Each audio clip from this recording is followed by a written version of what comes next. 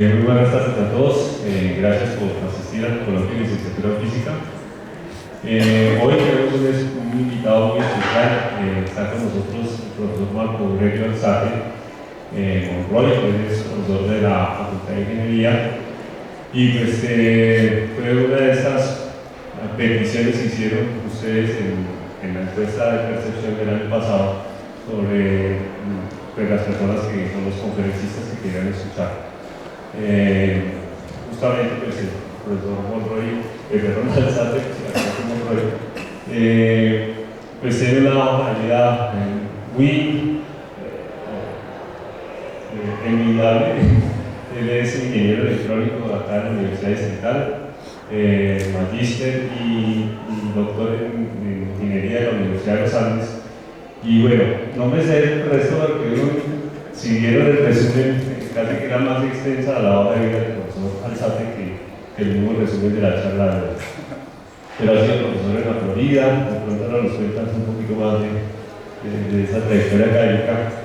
Y pues estamos muy complacidos de que haya aceptado la invitación para dar esta conferencia hoy, que como pueden ver en un cartel, que se trata sobre un modelo matemático para describir procesos de cognición. Entonces, bueno, quiero agradecer también a Daniel Rita, que va a hacer el cubrimiento de hoy, y Camilo, que lleva ya tiempo acá apoyándonos en el coloquio. Camilo Aldana, nuestro monitor, que no le ha dado los agradecimientos y que hace parte del equipo de apoyo. Un aplauso para Camilo. El profesor Andrés acaba de llegar, bienvenido. Entonces, profesor. Muchísimas gracias, César. Fue muy halagadora esa presentación. Yo estaba pensando que tal vez quien propuso mi nombre debió ser mi esposa o muy tal vez venirlo para acá. Eso es muy probable. Y muchas gracias, porque de verdad este coloquio, aunque es muy joven, ha estado pisando fuerte, ha cogido un nombre muy chévere, y viendo a los invitados es muy halagador estar aquí. Y sobre todo estar con un grupo de personas tan entusiastas, tan motivadas, tan llenas de inquietudes. Es muy rico, es un placer estar aquí. Muchas gracias, César, y muchas gracias a todos. La idea es pues hablar el título, creo que escogí varias cosas mal. Ese título da como miedo también, ¿cierto? Modelos matemáticos, estados cognitivos, está como muy denso, como muy pesado. Pero vamos a ver que se trata de cosas más o menos simples realmente en cuanto a conceptos. Cuando nos vamos a trabajar con ellos tal vez tendremos que hacer cosas más serias, pero el concepto es bien simple. Y esto viene de un autor, que es quien más ha desarrollado esta idea de los sistemas dinámicos cognitivos.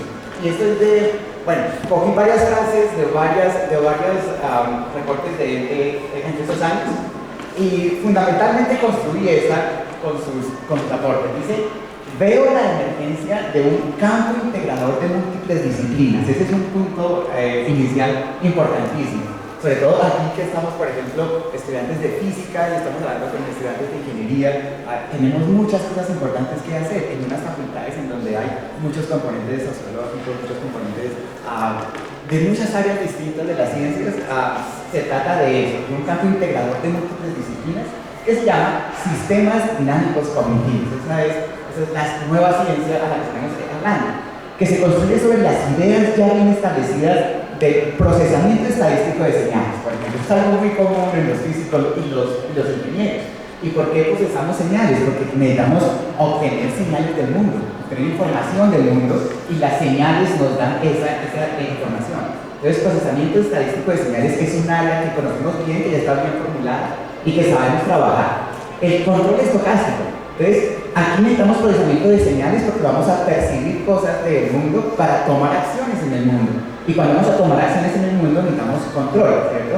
Necesitamos saber qué vamos a mover, a dónde vamos a mover, cómo vamos a actuar en el mundo. Entonces, tenemos estos dos aspectos: procesamiento de señales para tomar información del mundo, control estocástico para poder actuar sobre el mundo, y teoría de la información. La teoría de la información nos permitiría hacer las inferencias que necesitamos de la información que obtenemos del mundo, cómo inferir de ahí la acción que debes hacer sobre el mundo.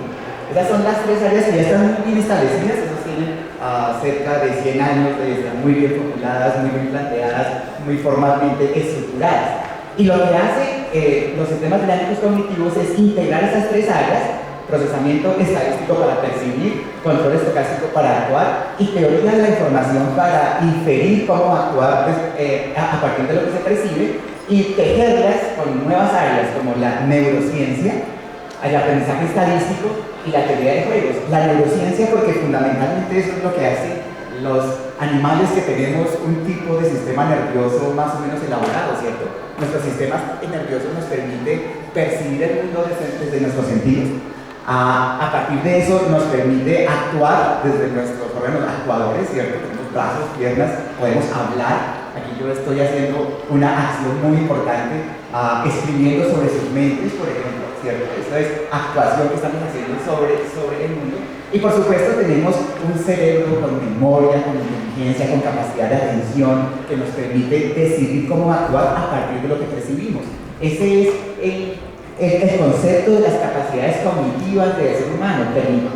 Percibimos el mundo, recordamos nuestras experiencias, podemos poner atención a un aspecto particular de todas nuestras percepciones, somos inteligentes para inferir nuestras acciones a partir de lo que percibimos, podemos comunicarnos entre nosotros para llegar a consensos y podemos actuar sobre el mundo.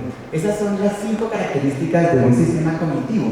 Sobre todo se llama así, el ciclo percepción-acción. Y de muchas maneras, cuando el ciclo percepción-acción está mediado por memoria, atención, inteligencia y lenguaje, se hablan de procesos cognitivos. Entonces, fíjense cómo está precisamente el procesamiento estadístico de señales en la percepción, cómo está el control estocástico en la acción y cómo está la teoría de la información en la memoria, la atención, la inteligencia y el lenguaje. Entonces, la idea es recoger todo esto desde la neurociencia, y eso incluye, por supuesto, la psicología, la fisiopsicología, la neuropsicología, todos los aspectos cognitivos de la psicología, y el aprendizaje, cómo es que este sistema puede aprender, y la teoría de los que tomamos decisiones ante información incompleta. De eso se trata fundamentalmente. La idea viene, por supuesto, de un neurólogo, Joaquín Foster. Él es español, es de la Universidad de Cataluña, pero hace unos 8 años se pasó a la Universidad de California. Y él es discípulo de Ramón Cajares, el papá de la neurología. Y él combate un poquito la idea de que el cerebro está dividido en regiones especializadas en cada tipo de proceso. Él entiende que el cerebro en realidad es muy distribuido y que puede cambiar de función con una plasticidad impresionante. Y entonces él define el concepto del cognito. El cognito es un modulito, la corteza cerebral está hecha de modulitos de columnitas de neuronas, entre 1000 y 200.000 neuronas. Entonces hay algunos cientos de millones de cognitos de esos. Y cada uno de ellos hace el mismo tipo de proceso, que es lo que él llama el proceso cognitivo del cerebro. Y en esto se basa. Entonces vamos a mencionar rápidamente, traje 150 diapositivas. Si salto muchas de afán, por favor, no se molesten, es que no vamos a ver las 150. Por ejemplo, arranqué desde aquí, es un problema que tengo, me gusta ir desde el principio. Y en el principio, hace 4.600 millones de años apenas se estaba creando la Tierra. De alguna manera, en algún momento particular, pudo ser que se diera formación espontánea de moléculas orgánicas y de hecho hay unos experimentos que certificarían que eso es posible, ¿cierto? El de Stanley Miller, que cogió muchos gases presentes en la atmósfera de esa época, puso unos rayos, puso lluvia y generó espontáneamente moléculas biológicas. Eso es bien interesante. Desde ácido fórmico, por ejemplo, hasta algunas de los aminoácidos que hacen parte de las proteínas, por ejemplo. Eso apareció ahí, o sea que de ahí aparecen estos fenómenos de percepción y acción. Yo los llevo muy lejos. Yo no sé si el electrón percibe los fenómenos en el ambiente que pone el protón y formamos átomos de carbono. Los átomos de carbono son muy flexibles porque la forma como establece sus enlaces covalentes le permite establecer formas geométricas en el espacio. Entre las películas que hace, por ejemplo, si son solo carbono, podemos tener desde el grafito hasta diamante, por ejemplo, ¿cierto? Pero cuando lo mezclamos con otras cosas, con nitrógenos, con oxígenos, con hidrógenos, se toma formas bien particulares por su estructura física y eléctrica, sus enlaces covalentes. Y entonces se van formando las estructuras mismas de las proteínas, que es una forma básica de percepción y acción, porque ellas tienen una forma como los aminoácidos, unos se atraen y otros se repelen por asuntos puramente eléctricos. Entonces ellas se doblan de formas particulares y las proteínas tienen una especificidad en su forma geométrica. Esa forma geométrica hace que algunas de ellas se gusten y otras de ellas no se gusten. Yo imagino que si las proteínitas tuvieran un poquito más de conciencia, ellas dirían que yo escogí mi media naranja y se sentirían orgullosas porque tienen esa capacidad de escoger entre tantas proteínas cuál va a ser su compañera. Nosotros tenemos también esa ilusión. Lo cierto es que yo no sé si tal vez haya también alguna especificidad entre los seres humanos que nos permita esas relaciones en que me siento bien o me siento mal, ¿cierto? Al final se establecen relaciones bien bonitas que son las que permiten comunicar información en la vida. O sea, después de que de alguna manera esos ciclos de percepción y acción operan, aparecen con moléculas mucho más complejas, mucho más gigantescas, tal vez RNA, que se les ocurrió autorreplicarse. Eso es una cosa muy mágica que todavía no sabemos cómo se da, pero lo cierto es que ya se ha logrado hacer moléculas sintetizadas de RNA que se autorreplican. O sea que también eso es posible que se dé de forma más o menos natural y de pronto aparecen cosas como estas, ¿cierto? Cadenas gigantescas de ácidos nucleicos que son capaces de sintetizar proteínas por esas capacidades de percepción y acción que vienen desde las partículas subatómicas hasta las moléculas biológicas. Bueno, es como para poner en contexto de dónde nos inspiramos. Por ejemplo, al ratico aparecen las celulitas, ¿cierto? Las primeras celulitas, las procariotas, son elementales, son cadenas de ácidos nucleicos encerradas entre una capita de grasa para proteger su mecanismo de reproducción. Y he aquí a lo que nos estamos refiriendo. Esta es una de esas famosísimas E. coli. Y ellas normalmente no son capaces de extraer de la araminosa el carbono para producir energía. No lo saben hacer normalmente, sus genes no están capacitados para eso. Pero si ponemos una de esas en un ambiente donde solo hay araminosa, ellas se las arreglan para poder introducir a través de su pared celular alguna de esas moléculas y en presencia de una enzima de estas mismas moléculas activan los genes que se hacen capaces de procesar, de construir las proteínas que procesan la araminosa para metabolizar. Eso es lo que llamamos un ciclo de percepción-acción, ¿cierto? Mucho más elaborado, mucho más fundamental, mucho más complejo porque ya estamos hablando de redes de regulación genética y son decisiones mucho más complejas las que estamos tomando acá. Lo cierto es que si vemos desde ahí hasta las cianobacterias que entraron a oxidar el planeta para que aparecieran eucariotas que ya son capaces de formar animalitos, elementos cada vez más complejos, hasta muchos mamíferos, las flores llegaron mucho más tarde, las flores son más novedosas que nosotros. Es interesantísimo. Por ejemplo, estos son de los primeros animalitos que aparecieron, ¿cierto? Las esponjas. Ellas no tienen nada parecido a un sistema nervioso, pero sí tienen unos porocitos que se llaman células neuroides, porque los neuroides son las que permiten interactuar con el mundo, percibir y actuar. Por ejemplo, estos porocitos son unos huequitos que atraviesan la pared de la esponja y que reaccionan con la presión del agua. Cuando la presión del agua aumenta, ella se abre, y cuando la presión del agua disminuye, se cierra. Y entonces de esa manera pueden chupar agua y filtrar algunos objetos demasiado grandes o demasiado pequeños. Lo que no es alimenticio lo vuelven a sacar y lo que encuentran alimenticio lo cogen y lo procesan. Percepción y acción, ya con células que son un poquito más diseñadas para la percepción y la acción, lejos de ser neuronas, pero se llaman así, células neuroides. Cuando pensamos un poquito en nuestras tecnologías, eso es lo que solemos hacer nosotros, ¿cierto? Por ejemplo, este sistemita, entre mayor luz, menor voltaje, y entre menos luz, más voltaje. Es exactamente una célula neuroide, ¿cierto? Percibe el mundo y actúa sobre el mundo. Y la forma entre esa percepción y acción es solamente un fenómeno puramente físico, elemental, donde no hay mucho más trabajo elaborado que responder a los fenómenos físicos que están ocurriendo ahí. Chévere, esta es una forma bonita, muy parecida a nuestros porocitos, ¿cierto? Hay presión, me abro, no hay presión, me cierro, y así lo que hago es chupar nutrientes del agua. Pero aparecen poquitos millones de años después animales un poquito más complejos. La hidra tampoco tiene neuronas, pero tiene unas redcitas de protoneuronas. Tiene como entre 20 y 50 protoneuronas que forman una redcita, y esa ya le permite hacer mecanismo de percepción-acción un poquito más elaborado, porque cuando algún objeto golpea sus tentáculos, bueno, primero es automático, él ya deposita veneno, ¿listo? Si está vivo, lo ejecutivo.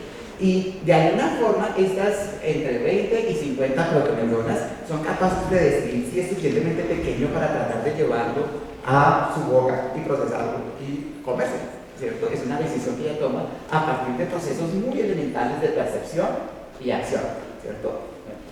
Siento que algo me tocó, entonces lo veneno y me lo como. Si me cabe, si no, pues lo boto. Es percepción-acción.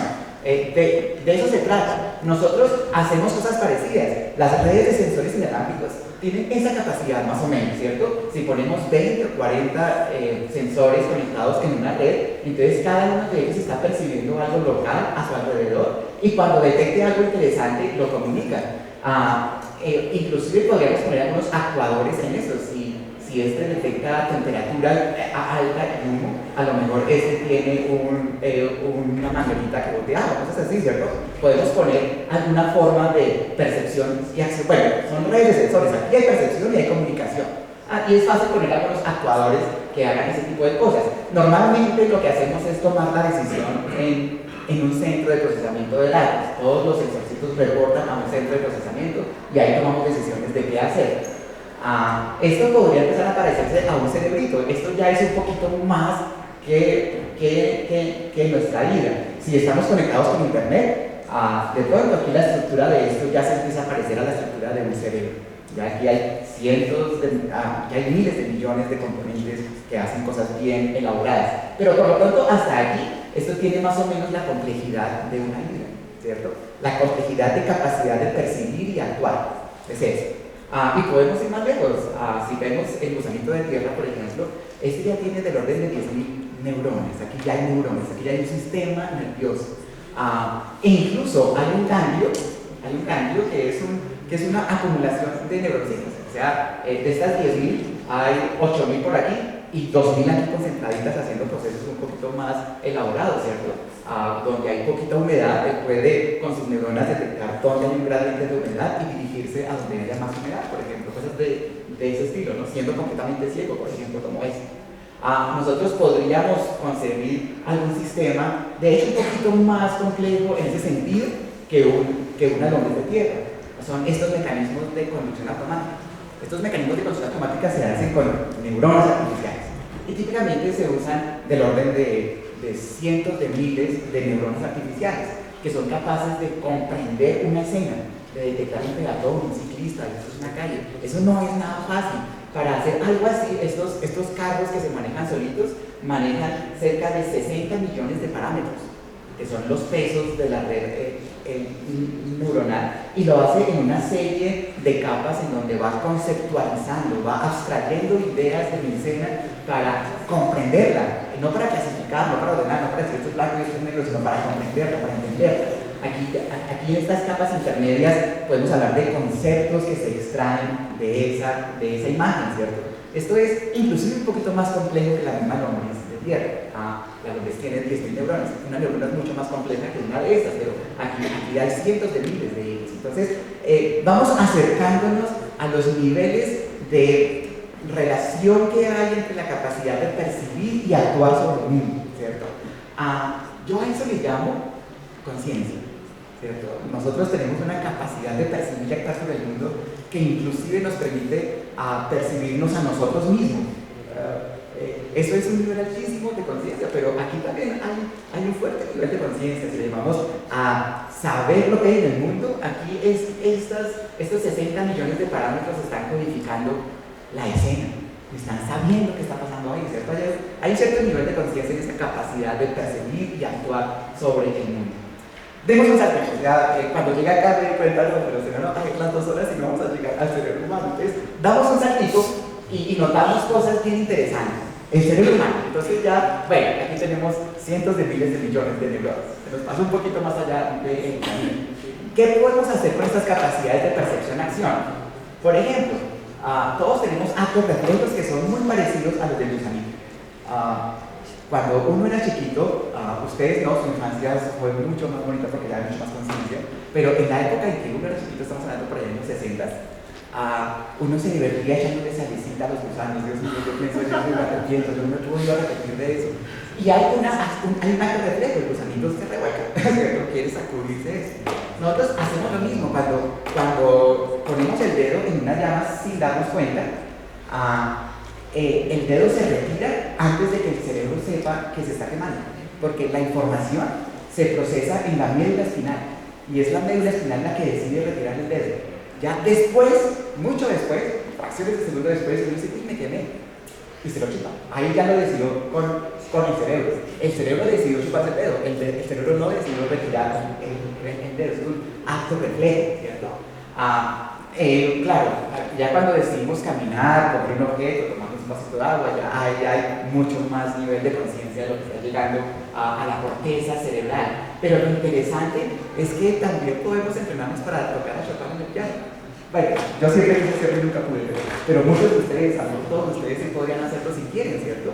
Y ahí hay mucho más conciencia, pero también podemos imaginar, podemos recitar, podemos confiar, podemos desear, juzgar, crear, soñar, despreciar, odiar y amar, decidir, escoger, apreciar, valorar, evaluar. Todo eso, por supuesto que está aquí. Esas capacidades están de alguna forma establecidas ahí. Si vemos lo que es capaz de hacer una protoneurona o 10.000 neuroncitas o 100.000 millones de neuronas, notamos que ese es un proceso sencillamente que se va complejizando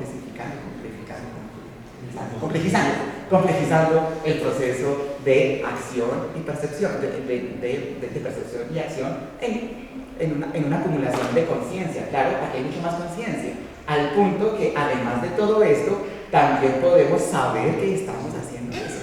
Es un nivel adicional de conciencia que podríamos explicar perfectamente que hay cientos de miles de millones de neuronas, cada una con decenas de miles de conexiones.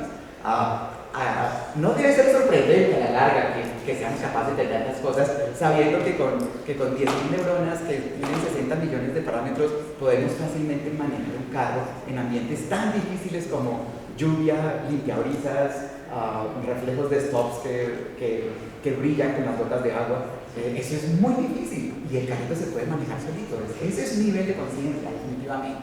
Pero esta es muy superior, por supuesto. Entonces, la idea es que nosotros ya con este desarrollo de conciencia podemos hacer una cosita adicional. No solamente percibir y actuar como lo que percibimos, sino que percibimos y construimos un modelo de lo que explica lo que percibimos para actuar de acuerdo con el modelo, ¿cierto? Esto es mucho más interesante. Aquí está el mundo que nosotros percibimos en otros sentidos. Y lo que nosotros hacemos con lo que percibimos es imaginar cómo se puede explicar lo que está pasando ahí. Y es a partir de lo que no puedo ver, lo que son mis teorías, o no sé, aquí yo puedo poner a San Gregorio Hernández, que es capaz de curarme de cosas difíciles, o puedo poner a leyes de la física que ocurren a nivel cuántico, que igual no entiendo, ¿cierto? Yo puedo poner allá detrás de mis explicaciones cosas muy raras o cosas muy concretas, quién sabe, pero ya no me guío solamente por lo que voy percibiendo, sino por un estado mental respecto a lo que percibo. Y ahí se nos vuelve más cognitivo el asunto. Nosotros actuamos no solamente de acuerdo con lo que percibimos, sino cómo lo que percibimos está relacionado con lo que hemos aprendido sobre el mundo, lo que hemos conocido a partir de nuestra propia experiencia, nos ha enseñado modelos y por esos modelos actuamos. En ese proceso evolutivo, eso vino muy recientemente. Aunque el ser humano lleva en la Tierra más de 150.000 años, el ser humano Homo sapiens, la verdad es que estas cositas son de hace 30.000 años. Antes no hacíamos arte. Y este arte, de hecho, tan espectacular como es hoy, este artista hubiera nacido 30.000 años después, sería ultramillonario. Cada palito de esos valdría millones de dólares porque son muy hermosos, ¿cierto? Son muy hermosos. Seguramente él ni siquiera los estaba exhibiendo, eso está en el fondo de la caverna, esto no era para exhibirlo. Era algún modelo del mundo que no comprendemos. Tal vez quería capturar primero el espíritu del búfalo antes de ir a capturar su cuerpo, o tal vez quería agradecerle al búfalo que se dejó cazar la noche anterior. ¿Quién sabe en qué estaba pensando? Pero aquí está claro que hay un modelo del mundo, hay un modelo que explica el mundo y él a partir de su modelo trata de controlar lo que está ocurriendo. Nosotros tenemos nuestras propias películas, ustedes se han ido a Sachica, es muy bonito, vayan antes de que esto se borre porque la alegría se fogatas debajo. Muchos arqueólogos y antropólogos dicen que esto tiene unos 600, 700 años, pero hay algunos muy, muy reconocidos que dicen que esto es del orden de 2000 o 3000 años. Quién sabe, es muy interesante. Habla de que tenemos una imagen del mundo y que nuestras acciones corresponden a esas imágenes del mundo. Y esas imágenes nos llevan a tecnología, queremos conocer el mundo y observarlo mejor, ¿cierto? El infiernito es un ejemplo precioso de lo que es imaginar una concepción del mundo y tratar de actuar de acuerdo con eso. El infiernito es un observatorio astronómico chico, aquí por acá, cerquita de arriba. Si no han ido, tienen que ir. Son decenas de monumentos fálicos, pequeños, de 3 y 4 metros, que apuntan al cielo. No hay ninguna vagina, supuestamente porque a lo mejor no lo sabemos, porque la Tierra misma era una gran vagina, y ellos están apuntando al cielo, pero no están ordenados de cualquier forma tonta, están alineados de manera tal que en el solsticio de verano el sol aparece justo por encima de Iguazú. Y entonces la columna, el primer monumento fálico de allá, apunta su sombra hacia aquí en el instante en que el sol sale. Y en el solsticio de invierno sale por el otro lado. Y así con las columnas como suponemos que estaba, porque en realidad eso fue completamente destruido y quemado hace 300 años. Como se ha tratado de reconstruir, se entiende que podían contar no solamente cada día del año, sino cada hora del día.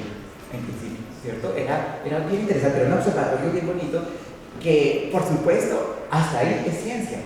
Pero fíjense, los monumentos son fálicos, ¿cierto? O sea, detrás hay una concepción del mundo muy bonita. La Tierra tal vez como una gran madre, el Sol tal vez como un gran padre, quién sabe qué más cosas, ¿no? ¿Qué puede interpretarse que son penes de 3 metros?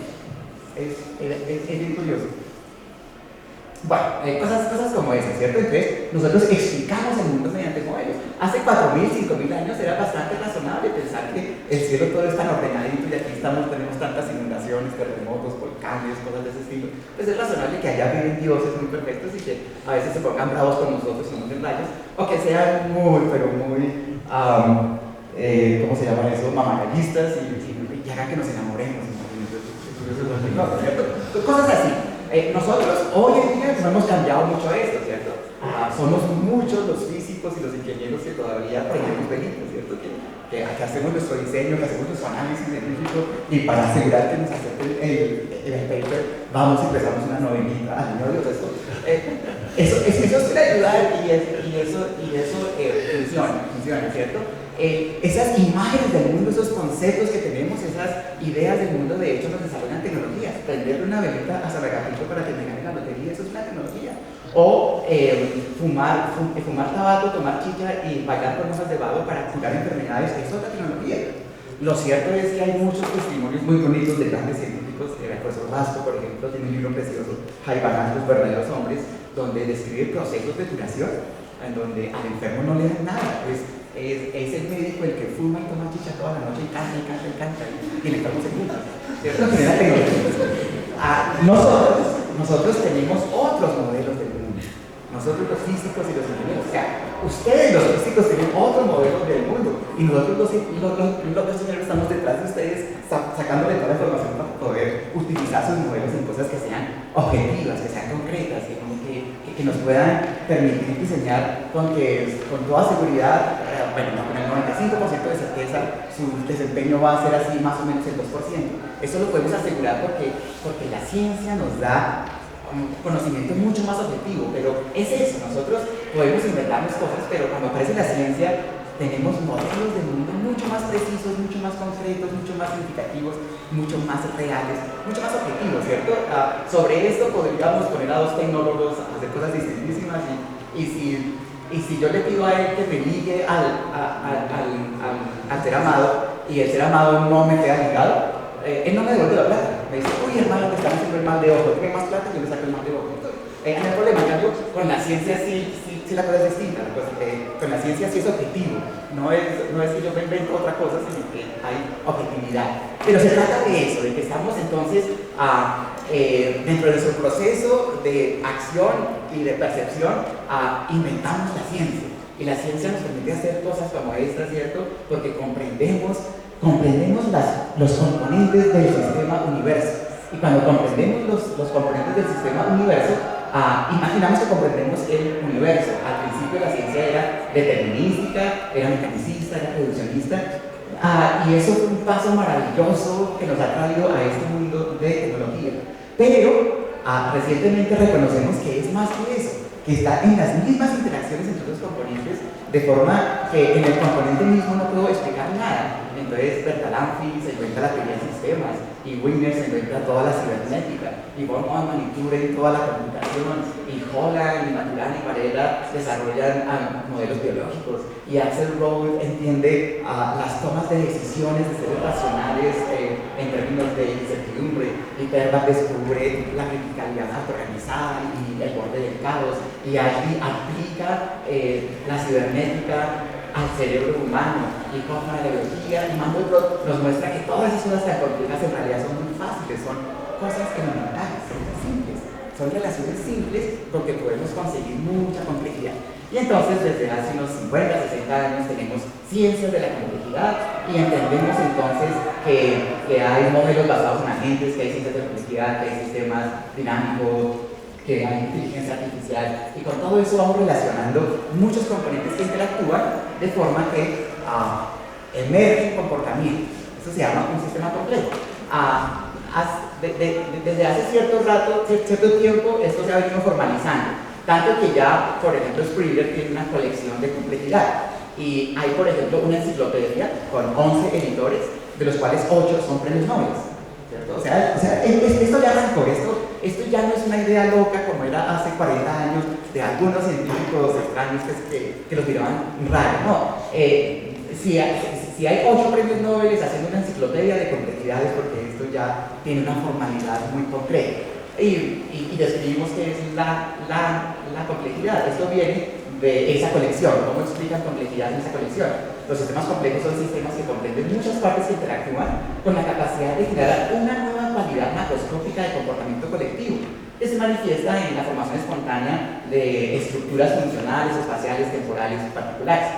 Modelos como el clima, la emisión de láser, las reacciones de los sistemas químicos de reacción-difusión, las redes celulares biológicas, la dinámica de mercados de valores, la internet, las estadísticas de los terremotos, el tráfico en las avenidas, el cerebro humano, por supuesto, la formación de opiniones en sistemas sociales.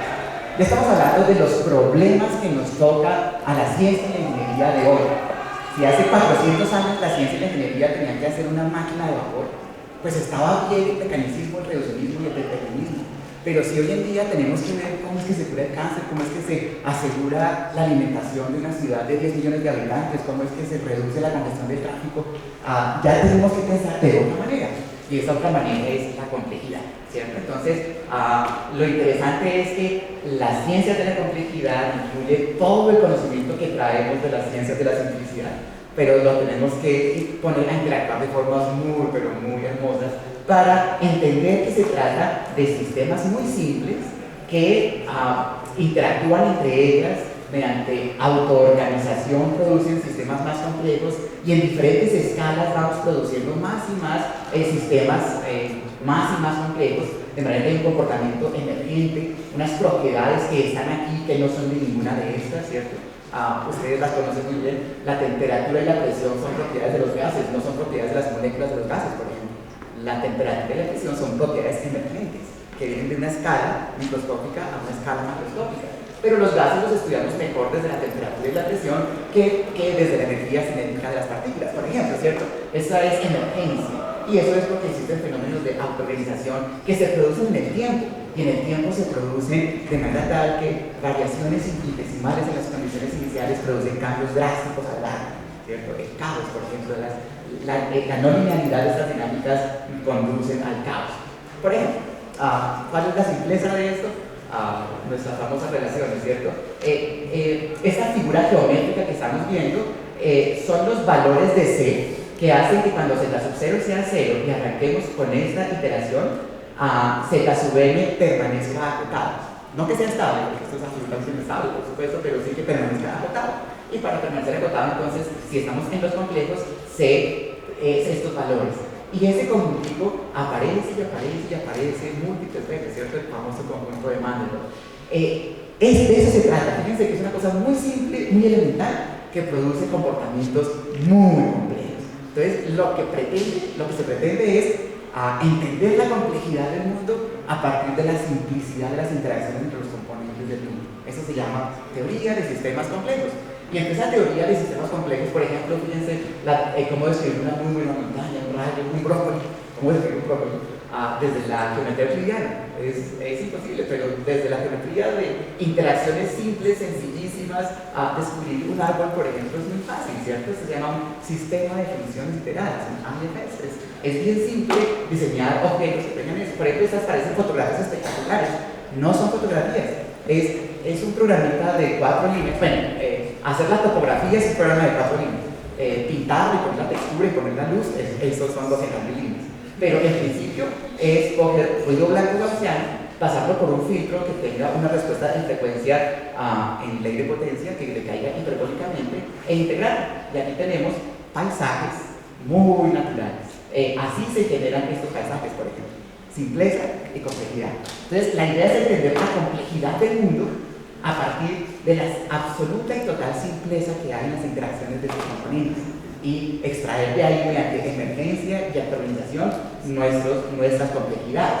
Y en eso es en lo que estamos, ¿cierto? Entonces está el sistema complejo en donde 3 cuerpos, el famoso problema de los 3 cuerpos, es imposible predecir el comportamiento porque si están suficientemente cerca, cambianles una 10.000 millonésima de milímetro y su comportamiento va a ser completamente diferente después.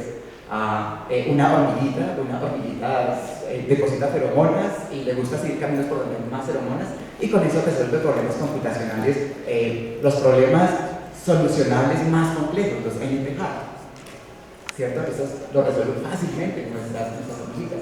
Por supuesto el cerebro humano, por supuesto una sociedad, la internet, esto fue lo que me metió a mí en el mundo de la complejidad, la culpable.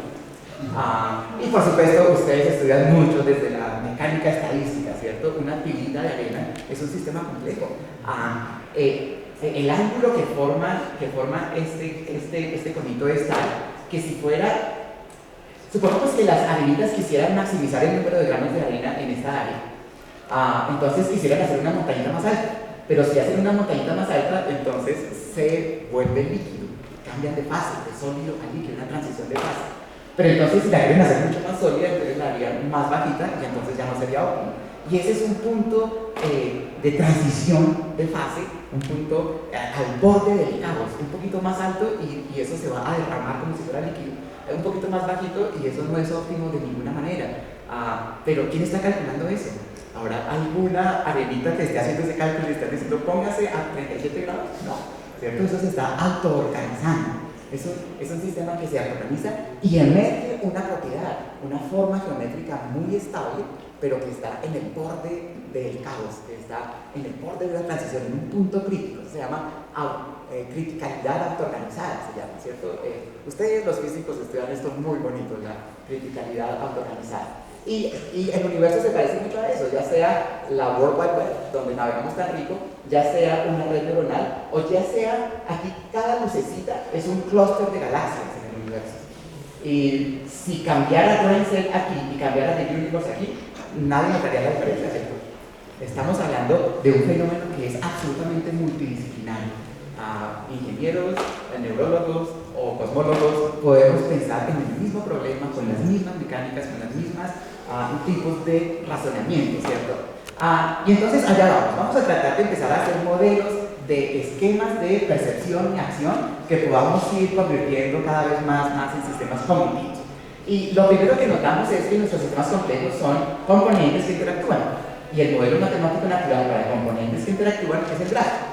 Los componentes son los nodos, las interacciones son los bordes. Entonces, el grafo es el componente natural para eso, ¿cierto? Por ejemplo, la transmisión de impulsos electroquímicos entre las neuronas, la migración plasmídica entre los genes de las bacterias vecinas, el comportamiento social que se aprende en una familia o en una universidad, por ejemplo, ¿cierto? Reacciones químicas entre moléculas vecinas, etcétera, ¿cierto? Todos esos son modelos que podemos pensar de algunos cientos de nodos y algunos miles de enlaces en donde las interacciones de cada nodo puede hacer que si yo percibo esta entrada, cambio a este estado y saco esta salida, cosas así, y eso sería más o menos la tabla. El problema es que de verdad los modelos son más o menos así, ¿cierto? Esta es la topología de verdad de esas relaciones y estos son el tipo de decisiones que toma cada uno de los noditos. Entonces, se pone un poquito más complicado. Nosotros no vamos a pensar en este, ni vamos a pensar en este, pensemos en este. Más fácil, ¿cierto? Son 4 noditos, por ejemplo, y entre ellos hay unas compuertas lógicas. Si este y este está en uno, o este y este está en uno, o este y este está en uno, entonces yo me voy a prender, y si no, me voy a apagar. Listo. Es lo más elemental de percepción-acción. Yo, el nodito amarillo, percibo a mis dos vecinos, y al percibir a mis dos vecinos actúo, me prendo o me apago. Percepción, acción. Pero percepción-acción en un mecanismo de red, porque este va a hacer lo mismo con sus dos vecinos, y este va a hacer lo mismo con sus dos vecinos, y este va a hacer lo mismo con sus dos vecinos.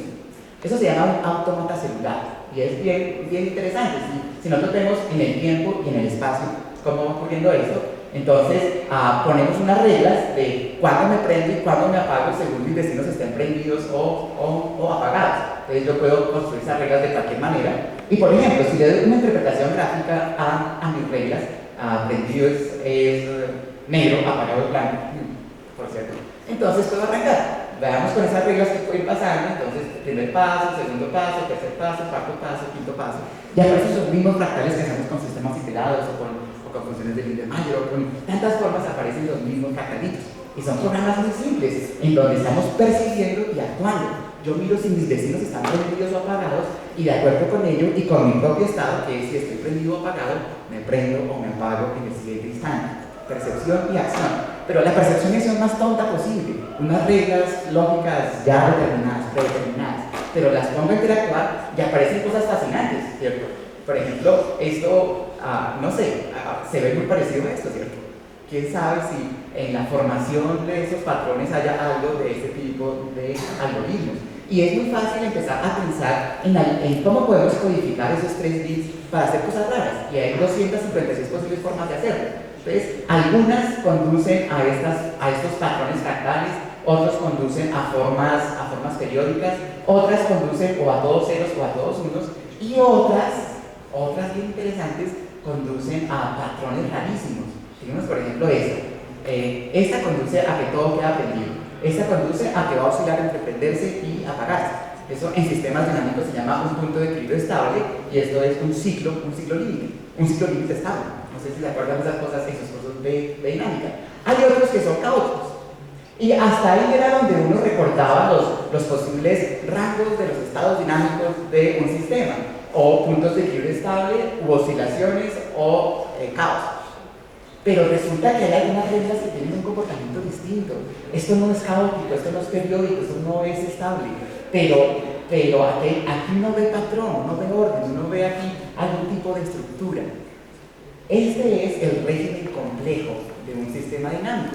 Entonces, un sistema dinámico puede tener un punto de equilibrio estable, puede oscilar con un ciclo límite periódico, puede ser caótico, pero al borde del caos pueden haber comportamientos distintos, comportamientos complejos. Y, por ejemplo, esa es una regla que muestra complejidad.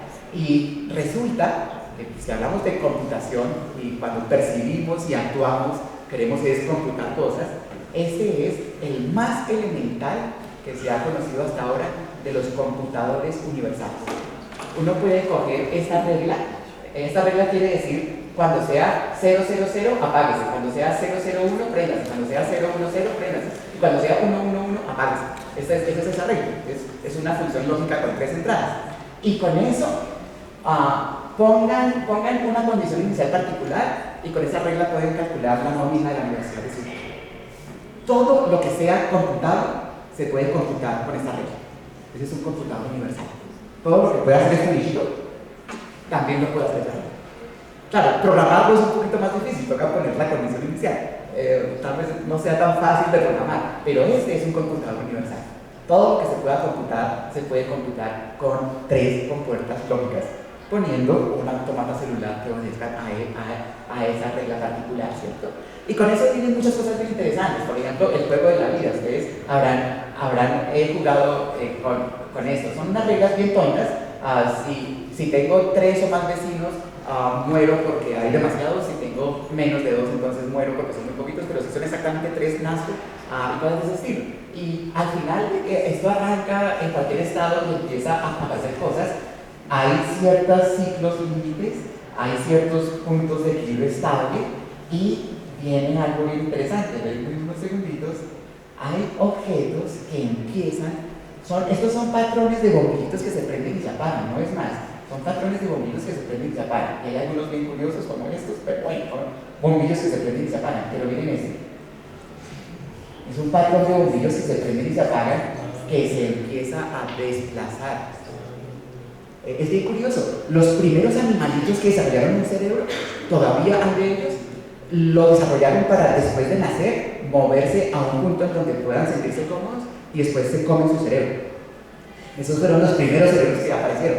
Alguien después dijo, no, momentico, yo mejor hago algo más con el cerebro. Pero aquí están apareciendo esas cosas, ¿cierto? Objetos que se empiezan a mover, objetos periódicos, objetos que se desplazan, objetos que oscilan, ¿cierto? Y uno puede empezar a generar, por ejemplo, objetos que generan gliders. Estos gliders, estos objetos que se mueven se llaman gliders, y este es un glider gun. Eran gringos, esto tiene que ser con pistolas, esto no puede ser flores y semillas, no, tienen que ser pistolas y todo eso. Pero aparecen cosas mucho más significativas. Pongan unas condiciones iniciales adecuadas, tal vez como la Tierra hace 4.600 millones de años, por ejemplo, y verán que empezamos a construir objetos que son capaces de construirse a sí mismos.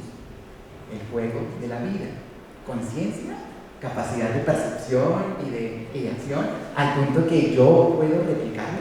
Es una cosa bien interesante. Con esto podemos hacer muchas cosas. De hecho, se pueden construir funciones lógicas por estas cositas y entonces hacer computadores basados en esto. Seguramente ustedes en sus estudios de física, si no lo han hecho ya, lo harán pronto, sistemas digitales, por ejemplo, reacciones químicas que son capaces de generar catalizadores para la siguiente reacción química, que genera el catalizador de la primera reacción química, y entonces eso se vuelve inestable pero se vuelve cíclico, ¿cierto? Es algo así. Eso es un programita de 10 líneas, pero ese programita de 10 líneas se puede parecer mucho. Estamos allá, ¿cierto? O sea que si yo lo tengo aquí de alguna forma. No. Listo, no. Veamos una cosa que significa que ese video que hay, no nos demoramos mucho. Pongamos desde por acá.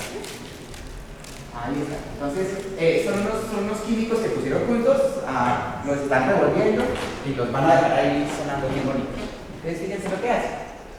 Se producen unas reacciones químicas que son capaces de generar catalizadores para la siguiente reacción química. Son reacciones químicas autosostenidas, ¿cierto? Y son absolutamente inestables. Pero fíjense que un programita de 10 líneas, en un automata celular, representa esa dinámica bastante bien, ¿cierto? Es una cosa muy interesante, es la reacción de Gustav Jabotinsky. Un profesor de la Universidad de Maryland iba con una cosita de estas porque se la acaba de mostrar a sus estudiantes y eso se demora media hora mientras tengan todavía energía, eso es autosostenido. Entonces se subió al ascensor y se subieron 2 pares de estudiantes y uno de ellos se quedó mirándole y dijo, ¡ay, esa cosa está viva! El profesor lo miró a él, miró la cosa y dijo, pues es como usted, padre, metaboliza pero no se reproduce. Es bien bonito, ¿cierto? Es muy chévere la reacción de Gustav Jabotinsky. Como esas, hay muchos modelos de autómatas celulares que explican muchas cosas interesantes. Estadísticas de los procesos forestales, las mismas pilas de arena. Seguramente ustedes, si no han jugado con esto, en muchos cursos de mecánica estadística jugarán con estos modelos y se divertirán muchísimo, ¿cierto? Pilas bidimensionales. Pero aquí viene lo interesante. Podemos darle más conciencia a esto. Si hay algunas reglas que hacen computación universal, ¿por qué no tratamos de computar cosas básicas? Por ejemplo, ¿qué tal que el sistema arranque con unos y ceros en donde haya cierta mayoría? Por ejemplo, quisiéramos que si la mayoría fueran blancos, que al final acabaran todos blancos, o que si la mayoría fueran negros, al final acabaran todos negros. Eso desde nuestro punto de vista de computación, como lo conocemos nosotros, la máquina de von Neumann, por ejemplo, es muy fácil. Contamos cuántos negros hay, contamos cuántos blancos hay y escogemos entre la mayoría. Y termina. ¿Cierto?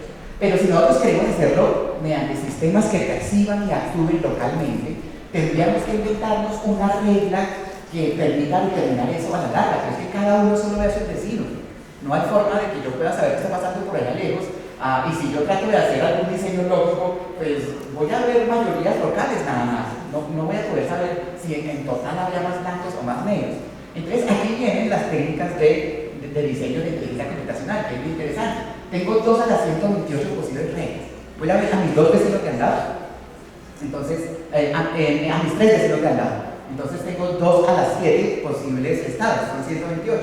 Y para cada uno de esos 128 posibles estados debo decidir si me prendo o si me apago. Entonces tengo 2 a las 128 posibles reglas. Esas son demasiadas reglas para probar, ¿cierto? Hay más reglas que partículas subatómicas en el universo. Entonces vale la pena recorrerlas de una forma medianamente inteligente, y los algoritmos genéticos son una forma muy bonita. No vamos a pasar por ahí, pero son una forma muy bonita de explorar espacios gigantescos con cierta eficiencia. Y después de pasar por un algoritmo genético y encontrar entre esas 2 a las 128 algunas que sean buenas, encontramos algunas. Por ejemplo, esta es una buena regla. Ahí hay 128 bits que me dicen ante cada una de las 128 posibles estados de mis 3 vecinos a la izquierda, mis 3 vecinos a la derecha, y yo si me prendo o si me apago. Y aquí hay un caso en que la mayoría eran negros, un caso en que la mayoría eran blancos, un caso en que la mayoría eran negros y un caso en que la mayoría eran blancos. Y fíjense como al final, aunque cada una está percibiendo localmente, ¿cierto? Aquí nadie está viendo más allá de mis 2 vecinos a la izquierda y mis 2 vecinos a la derecha, pero al final estamos logrando calcular la mayoría. Y si vemos qué es lo que está haciendo, aquí hay una cosa muy inteligente. Si yo logro decidir que la mayoría son negros, digo negros. Si yo logro decidir que la mayoría son blancos, digo blanco. Pero si a mi izquierda la mayoría son blancos y a mi derecha la mayoría son negros, yo envío una señal como estas, para que más adelante decidan. Y si a mi izquierda son negros y a mi derecha son blancos, yo envío 2 señales como esta. Y dependiendo de esta señal después con que se choque, si esa señal se choca con una de estas, decido negro. Pero si se choca con una de estas, aquí, si se choca con una de estas, decido blanco. ¿Listo? Entonces, aquí lo que estamos haciendo es comunicarnos. Ninguna de estas tenía esa capacidad, a ninguna se le dio la propiedad de comunicarse. Pero lo que estamos haciendo es prendiéndonos y apagándonos para enviar señales al futuro. De manera que mis señales del futuro puedan al final decidir qué pasa, ¿cierto? Imagínense por aquí a Darwin pensando en, oiga, tal vez esto no fue creación divina, tal vez esto es evolución. Imagínense por aquí a Mendeleev diciendo, oiga, sí, es que hay reglas genéticas. Imagínense por aquí a Watson y Crick diciendo, sí, miren, es el DNA, ¿cierto? Estamos enviando mensajes al futuro para que a la larga resolvamos los problemas. Pero estos son bombillos que se prenden y se apagan. Aquí no hay científicos descubriendo verdades, son bombillos que se prenden y se apagan. Y fíjense, lo que estamos haciendo es combinando regiones para tomar decisiones, pero esta decisión ya trae información por allá, lejos. Esta decisión, cuando esta partícula se choca con esta partícula, estamos tomando información de por acá, ¿cierto? Esto se llama computación. Esto es un algoritmo de computación, además muy inteligente, ¿cierto? Estamos enviando partículas. Así lo podemos poner para tenerlo en términos de físicos. Entonces, cuando la partícula beta y gamma se chocan, beta y gamma, ¿dónde están las gammas? Gamma y beta se chocan, entonces produce la partícula eta. Aquí está, beta y gamma producen la partícula eta. Pero cuando se encuentran regiones se produce la partícula beta, cuando mu y beta entonces se produce la región eta. ¿Cierto? Esto es una información de señales que estoy transmitiendo. ¿Quién decidió transmitir esa información? No, esto fue reglas que evolucionamos, ¿cierto? Esto es pura evolución que genera capacidades de percepción y reacción novedosísimas, ¿cierto? Se hacen computadores lógicos con la creación que les usó Chauvinski, por ejemplo. Claro, y existen entonces muchos, vamos a sacarnos eso, muchas técnicas de autómatas celulares que hacen cosas espectaculares. De hecho, ustedes los físicos hacen cosas fascinantes con los autómatas celulares. Ustedes le llaman lattice gas Boltzmann, cosas así. Ustedes hacen maravillas con eso. Hay un compañero, el maestro José Daniel Muñoz, no sé si lo conocen. Él ya no está en la universidad, él está en la Universidad Nacional. Él es egresado de la Universidad Distrital y él inventa mundos. Inventamundos, dame una ley de conservación para un macromundo y yo te diseño un autómata celular que genera un universo con esas leyes de conservación, por ejemplo. Entonces, es una cosa muy bonita lo que ustedes, los físicos, hacen con esas cosas. Nosotros los ingenieros hacemos cosas más pequeñas. Hay un video muy bonito. Me toma un minuto, es que esto hay que ver.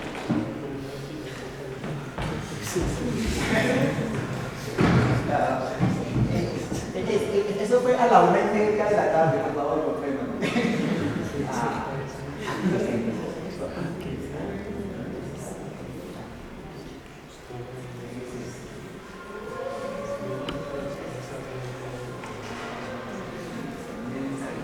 Este es el juego de la vida. Recuerda que con el juego de la vida hacíamos sliders. Entonces hay unos sliders con el juego de la vida. Es que bonito, ¿cierto? Los sliders hechos con el juego de la vida. Hacemos un zoom y aceleramos. Y entonces ahí están mis sliders. Y esos sliders se están generando con estos slider guns. ¿Está bien? Pero estos slider guns están siendo también manejados por algunos otros sliders que aquí están rebotando para hacer ciertas cosas y están chocando con otros sliders aquí que se están consumiendo. Eso es parte de las operaciones lógicas que podemos hacer con el juego de la vida. Entonces aquí estamos viendo ya un poquito más grande de lo que está pasando. Tenemos unos cuadros en donde mandamos unos sliders que se van consumiendo. Ya lo aceleramos bastante más y vamos a hacer otro zoom sobre esa aceleración. Y entonces aquí lo que estamos haciendo es controlando los sliders guns con algunos otros sliders que se accionan y se activan y se desactivan para producir estas secuencias de sliders. Y estas secuencias de sliders entonces a veces son capaces de llenar el cuadrito o de no llenarlo, ¿cierto? Y fíjense lo que estamos obteniendo a una escala mucho más gigantesca. Un hotline. No sé ustedes, pero eso me asusta. Por eso es que yo les digo que será que la proteinita cree que encontró a su esposa para la vida. ¿Y será que nosotros tenemos solamente especificidades que nos permiten conectarnos? Porque se trata de eso. Fíjense cómo hicimos sliders a partir de sliders, por cierto. Es una cosa fascinante. Da para charlas mucho más bonitas que modelos matemáticos de sistemas sólidos. Díganme.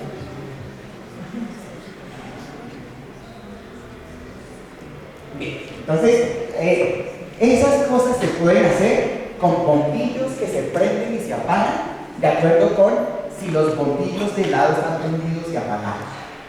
¿Qué podemos hacer con neuronas? ¿Cierto? La cosa se nos va. Bueno, por cierto, hablando de físicos, Gerard Stiglitz, ustedes lo deben conocer muy bien, premio Nobel de Física en 1999, es muy experto en el modelo estándar, pero a él no le gusta el modelo estándar. Dice, son demasiadas partículas, cada una con leyes muy particulares, esto parece un juego de ajedrez, ¿cierto? Hay caballos, hay torres, hay leones, entonces toca saber cómo se mueven cada uno de ellos porque son distintos. El universo es más simple, dice él. Y entonces construye un autómata celular absolutamente determinístico que, esto es lo que yo imagino que él pensó, pero él lo que pensó, lo que logró construir fue un modelo de un autómata celular que en su nivel macroscópico emerge, se autoorganiza para comportarse como el modelo estándar. Y en el modelo estándar aparece aleatoriedad, pero el autómata celular subyacente es completamente determinístico. Y quién sabe si detrás de ese autómata celular haya algo que sea completamente aleatorio, ¿cierto? Es una cosa para asustarse. Este artículo es muy bonito, es más o menos reciente, 2014, donde él propone, detrás del modelo estándar deben haber cosas más simples. Deben haber cosas más simples. Es una cosa bien interesante. De hecho, aquí hay un fenómeno que nos sacude todavía, y es que puede haber una indeterminación fundamental en la naturaleza. Él cree que no, que esa indeterminación es un resultado emergente de un proceso determinístico subyacente. Cosas así, ¿cierto? Se pueden hacer cosas bien bonitas, pero desafortunadamente, como veníamos a conceptos de diseño, entonces vamos a la ingeniería. La ingeniería es resolver problemas concretos con especificaciones concretas. O sea, esto de ir aprendiendo mientras vivo y de pronto se da en una generación, pero la otra generación tiene un bien bonito. Eso no le sirve mucho a la ingeniería. Ustedes, los físicos, nos dan leyes de Newton y nosotros hacemos ingeniería mecánica. Ustedes nos dan leyes de Maxwell y nosotros hacemos ingeniería electrónica. Ustedes nos dan leyes de Navier-Stokes y nosotros hacemos ingeniería hidráulica. Ustedes nos dan leyes de la operación y hacemos ingeniería química. Shannon y Turing nos dan leyes de la información y hacemos ingeniería de computación y software, ¿cierto? Lo interesante es cuáles son los fundamentos científicos para hacer ingeniería de sistemas complejos. Todavía no sabemos, pero empiezan a haber modelos interesantes. Los ingenieros, como pueden darse cuenta, no se pueden parar por falta de recursos. Y aquí una palabra dura. Aún esos recursos sean conocimiento, ¿cierto? Aún sin conocimiento toca resolver los problemas. En ese sentido, entonces, si la ingeniería tiene algunos problemas, nosotros tenemos unas formas simples de resolverlos. Dividíamos el problema grande en problemas chiquitos, resolvíamos cada problema chiquito, poníamos las soluciones juntas y eso resolvía el problema general. Eso se llama diseño modular, eso se llama mecanicismo reduccionista, que era la ciencia hasta el siglo XIX. Las hormiguitas no hacen eso, las hormiguitas aquí. Por ejemplo, nosotros cuando diseñamos un motor, sabemos qué parte cumple qué función y diseñamos una partecita para que cumpla una función determinada. Y si esta partecita se rompe, el motor se daña. Es así. El hormiguero no. Maten a la mitad de las hormigas. Bueno, no lo hagan, pero piensen en matar a la mitad de las hormigas y el hormiguero sigue funcionando. De pronto no será tan efectivo, pero sigue funcionando muy bien, ¿cierto? Eso es una diferencia fundamental entre nuestros diseños que vienen del mecanicismo reduccionista y que nos permiten hacer cosas complejas, ¿cierto? Estas son cosas complejas, pero estos son cantidad de modulitos que están pensados para hacer funciones específicas. La ingeniería, estos objetos, por ejemplo, no se hacen así, ¿cierto? Estos objetos son de otra manera. De hecho, estos sistemas complejos vienen de autómatas celulares. Los modelamos como autómatas celulares donde hay reglas fijas, ¿cierto? Incendios forestales, pilas de arena, computación universal, sistemas de difusión en reacción química, ordenamiento espacial, este tipo de cosas. Pero hay otros tipos de problemas. Por ejemplo, las interacciones metabólicas en las células. Por ejemplo, la estabilidad política en Afganistán. Miren ese modelo de red tan bonito. Este modelo de red de la estabilidad política en Afganistán es de un científico colombiano, por cierto. Y ese modelo de red de esto no solamente fue un artículo en Nature. Publicar un artículo en Nature ya se publica uno de cada 10.000 que se someten, sino que fue portada. O sea que de los 10 que se escogieron fue el mejor. Es bien interesante, ¿cierto? Y él estaba comparando la violencia en Afganistán con la violencia en Colombia. Encontró leyes de la naturaleza, de la relación, leyes de diferencia. Cosas así, ¿cierto? Los mercados de valores. Fíjense cuáles son los problemas a la hora de la ciencia y la ingeniería. La polución del aire, de la tierra, el calentamiento global y el cambio climático, la reducción de los recursos, la sobrepoblación, la seguridad alimentaria, la exposición de desechos, la pérdida de la biodiversidad, la deforestación, el crecimiento de la ciudad y la salud pública, la democracia, el terrorismo, las epidemias, el cáncer, los conflictos sociales, las respuestas a desastres, la crisis financiera, la energía sostenible, el transporte urbano. Esos son problemas que definitivamente no son para reduccionismo mecanicista. Si nosotros, ustedes los científicos, si nosotros los ingenieros queremos resolver esos problemas, no podemos seguir pensando en términos de pongamos un péndulo para que cuando le llegue aquí caiga esta bolita y después esa bolita no, esa no es la forma. Tenemos que pensar en estas complejidades. Estas complejidades conducen voy a saltar algo, a que ahora la ciencia y la ingeniería ya deben ser una sola. Nosotros ya no podemos esperar una explicación del mundo para utilizarla en la solución de los problemas del mundo. Ahora debemos explicar nuestros problemas para que los sistemas que diseñamos vivan en ese... de hecho, así decíamos que era la ciencia. Observábamos el mundo, generalizábamos, entonces construimos una teoría y validábamos lo más que podíamos esa teoría de manera que fuéramos ganando confianza, ¿cierto? Esto es lo más bonito, no hay verdades científicas, ¿cierto? Eso no existe, esta es una verdad científicamente demostrada. No, la ciencia no demuestra nada, la ciencia valida y valida teorías lo más que pueda, más, ¿cierto? Cuando soltemos una manzana y se ve operativa, pues sabemos que Newton estaba equivocado, y no importa, no pasa nada, revaloraremos nuestras cosas, ¿cierto? Pero entonces ahora la idea es hacer ingeniería igual, soñar un mundo, ¿cierto? La diferencia es que el ingeniero debe construir algo nuevo. Entonces, ya no vamos a observar el mundo, sino a soñar el mundo.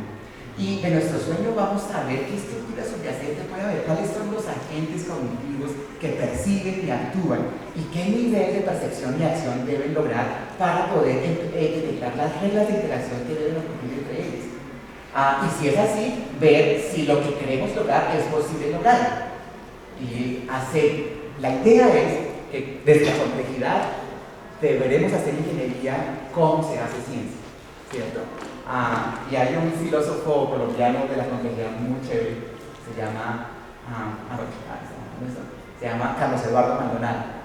Tiene una frase que a mí me gusta mucho, que también podría ser al revés, ¿cierto? La ingeniería de hoy es ingeniería de científicos, grados. Ya hablémonos, ya no sigamos separados, hablémonos, ¿cierto? Seamos proteínas con especificidad afín. Encontrémonos y hablémonos que tenemos muchos problemas que resolver. Y tenemos que ser científicos e ingenieros los que hagamos estas cosas. Entonces, bien, voy a saltarme unas cuantas cositas sobre cómo generamos complejidad. Por ejemplo, desde la teoría propia de la mecánica estadística o desde los procesos de diseño típicos de la ingeniería o de la evolución. Esas son formas distintas de complejidad y nosotros entonces utilizamos redes neuronales, utilizamos sistemas impunes artificiales, inteligencia de enjambre, sistemas difusos, algoritmos genéticos, etcétera, que son técnicas bioinspiradas para hacer ingeniería bioinspirada. Esto está bien, eso es de hace 30, 40 años y es bonito. Pero lo que hacíamos era tener un problema, calcular mis especificaciones, resolverlo así y ponerle solución.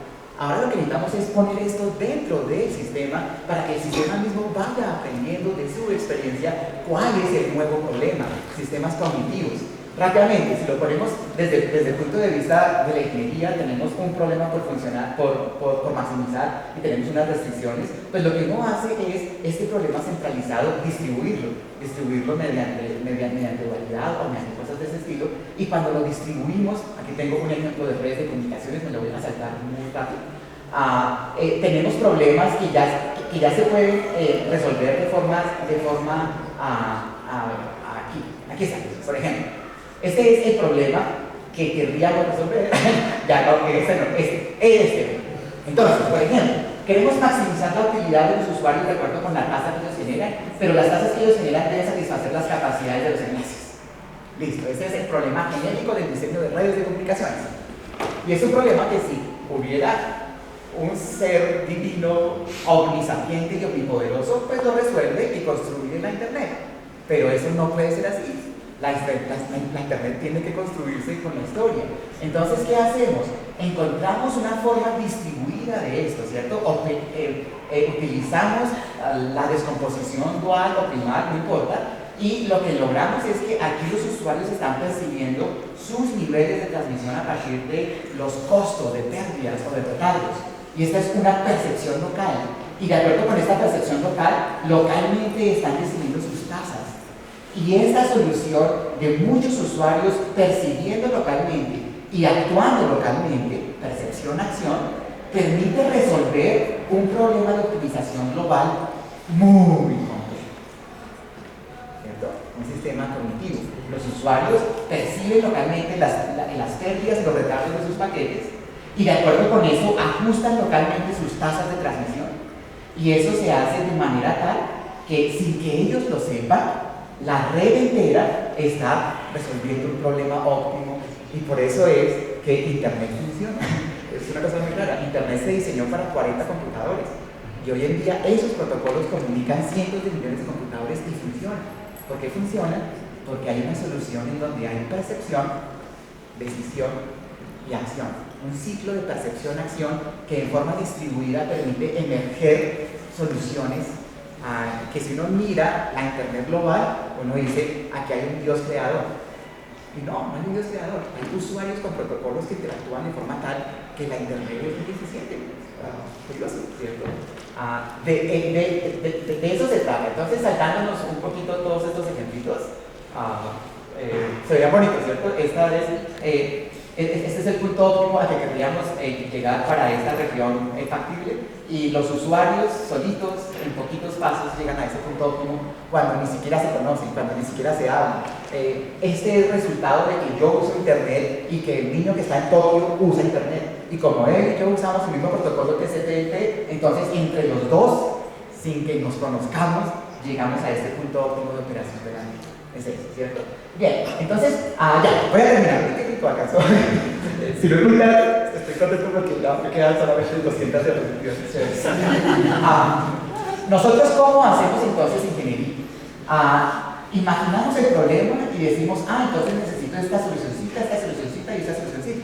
Entonces construyamos las 4 soluciones y pongamos las juntas y entonces tenemos una solución total. Eso se llama ingeniería clásica. Así se diseñó Internet hace 60 años. Era ingeniería clásica, no había complejidad por esa época. Pero lo que hicieron fue muy inteligente. ¿Cómo es la ingeniería de sistemas complejos, los sistemas dinámicos cognitivos? Vamos a poner agentes que sean capaces de percibir localmente y de actuar localmente. ¿Cuánto va a mediar entre la percepción y la acción? Bueno, ¿cuál es el grado de conciencia de tu agente? Puede ser un bombillo que se prenda o se apague según los bombillos de al lado, un automata celular, que ya vimos que hacen cosas espectaculares, ¿cierto? Pero también pueden ser seres humanos que tengan modelos, paradigmas, ¿cierto? Algunos uribistas y algunos petristas, por ejemplo. Uribistas o santistas no, porque eso es lo mismo, pero sí. Cosas así, ¿cierto? Entonces, lo primero que tenemos que ver es las capacidades de percepción y acción de nuestros agentes. Por ejemplo, si queremos autómatas celulares, ya vimos que con esto podemos hacer lo que queramos. Podemos hacer computadores universales, todo lo que sea calculable lo podemos hacer con eso. Pero podemos ir añadiéndole más capacidades. Una hormiguita tiene más capacidad, deposita feromonas, tiene más cosas interesantes que hacer. Si me salió el perfil de una niña fue pura casualidad. Pude haber puesto el perfil de una niña para decirle algo muy complejo. Pero muy complejo, mucho más complejo, ¿cierto? Vamos aumentando en complejidad a manera que nuestro ciclo básico de percepción y acción va mediada por procesos cognitivos más y más elaborados, memoria, atención, inteligencia y lenguaje. Entonces, ¿qué vamos a ir poniendo? Bueno, la estructura del cerebro como la propone Foster, que no es como ahorita es lo más común, que son regiones dedicadas. Foster propone otra cosa completamente distinta, es columnas que tienen la misma arquitectura y que pueden hacer el mismo tipo de funcionalidad. No traje señales. El nervio auditivo escucha un tono de 1 kHz, que para nosotros es muy simple, de la misma manera que ve que un nervio visual ve una imagen complejísima. Son unos fractales espectaculares, por ejemplo, ¿cierto? Entonces, la idea de Foster es esta. La corteza cerebral está compuesta de muchas columnitas, millones de columnitas, todas con la misma estructura. Hay un área sensorial, hay un área motora y hay un área de asociación que por cada estímulo decide de acuerdo con la experiencia previa, de acuerdo con procesos de aprendizaje puramente hegelianos, como ocurre en el cerebro humano, decide qué tipo de acciones son adecuadas. Y esos procesos de aprendizaje son muy universales. Pongamos muchos de esos puntos y eso es un cerebro humano, según la teoría de Foster. Si nosotros nos colgamos de eso, así sería para nosotros un sistema ingenieril de un agente que está viviendo en un ambiente complejo. Estoy percibiendo, entonces el ambiente me produce información y yo percibo esa información. Son estímulos que me produce el ambiente. Y yo tengo diferentes tipos de memoria. De hecho, esto lo puedo poner en múltiples capas, a múltiples escalas, dependiendo de los niveles de conciencia que quiera poner en mi agente. Y aquí guardo mi experiencia. De acuerdo con mi experiencia, con lo que he aprendido, inclusive el lenguaje, mi mamita contándome que este era un guau guau y yo reconociendo que entonces este también es guau guau cuando este era un pequinés y este era un labrador, por ejemplo.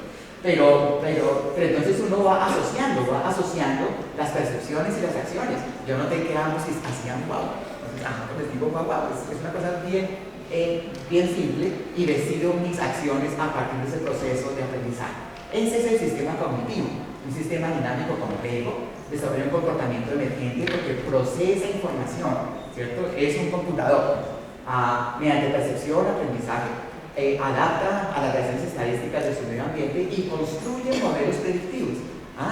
Cuando ocurra esto, por ejemplo, ese niñito que ya aprendió guapo de la mamá, también sabe que si se saca un dulcecito le da su chancletazo.